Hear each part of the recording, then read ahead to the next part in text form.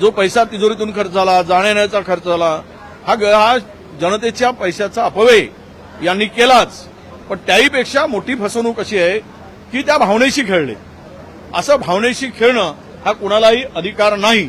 तो अधिकार सरकारने भावनेशी खेळायचा जो प्रयत्न केलाय त्याचं प्रायश्चित्त सरकारला घ्यावं लागेल. आणि हे आता स्पष्टपणे दिसतेय की त्या येणारी वागणुकं भाडेतत्वावर एवढा म्हणजे सोंग करण्याची गरज नव्हती, त्याला सोंगच म्हणता येईल. ज्याची गरज नाही तो दिखाऊपणा करून सरकारने स्वतःची फसगत केली आणि शिवप्रेमींच्या भावनांना ठेच पोहोचवली.